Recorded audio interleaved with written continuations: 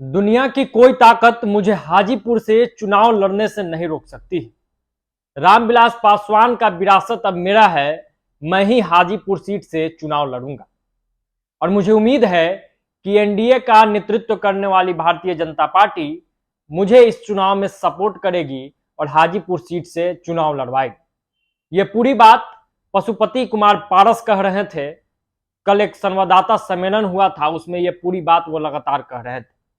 अब सवाल ये उठ रहा है कि जहां एक तरफ एक फोटो वायरल होता है जिसमें चिराग पासवान अपने चाचा का आशीर्वाद लेते हैं और चाचा चिराग पासवान को गले लगा लेते हैं और उम्मीद जताई जाती है कि शायद इसके बाद सब कुछ ठीक हो जाएगा, लेकिन सब कुछ ठीक नहीं हुआ।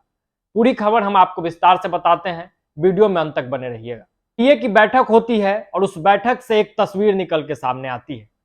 एक तस्वीर ऐसी जिसमें चिराग पासवान जाते हैं और अपने चाचा पशुपति कुमार पारस, जिनसे लंबे समय से नाराजगी चल रही थी, लगातार वार पलटवार का दौर चल रहा था, एक दूसरे पर आरोप प्रत्यारोप का दौर लगातार चल रहा था।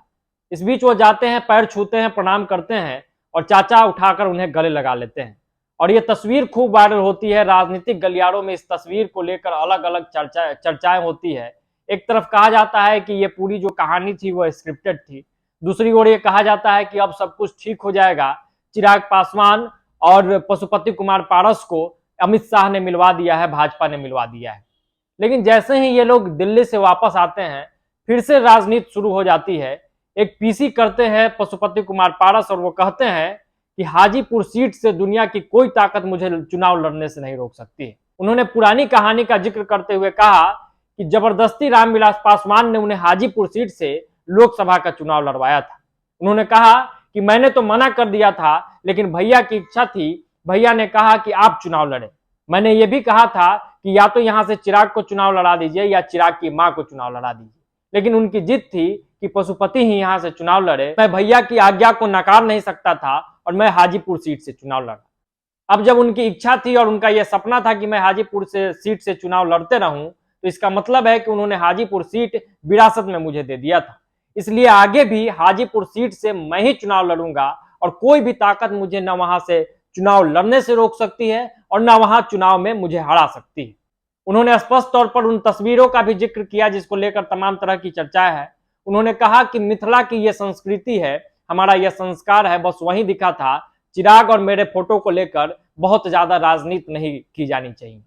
अब इस बीच ये तो तय हो गया कि लाख फोटो सामने आ गई हो, तमाम तरह की बातें हो रही हो कि सब कुछ ठीक हो गया है, लेकिन कुछ भी ठीक नहीं हुआ है।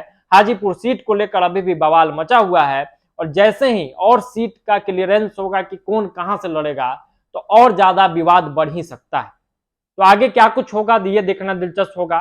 चाचा भतीजा कब मिलते हैं, इस पे सबकी निगाहें हैं। उस दिन जो गले लगने वाला दृश्य सामने आया था, वो दिल और दल मिलने के में कब तब्दील होगा, इस पर भी सबकी निगाहें हैं। आप इस पूरे मुद्दे पर क्या कुछ सोचते हैं, कमेंट बॉक्स में जरूर बताइएगा। अभी के लिए इतना ही, दीजिए इजाजत। अगर आप हमें फेसबुक पेज पे देख रहे हैं तो हमारे पेज को फॉलो कर ले, और अगर यूट्यूब चैनल पर देख रहे हैं तो हमारे चैनल को सब्सक्राइब करना ना भूले। इस वीडियो को ज्यादा से ज्यादा लोगों तक शेयर जरूर कीजिएगा। बहुत बहुत धन्यवाद। जय बिहार।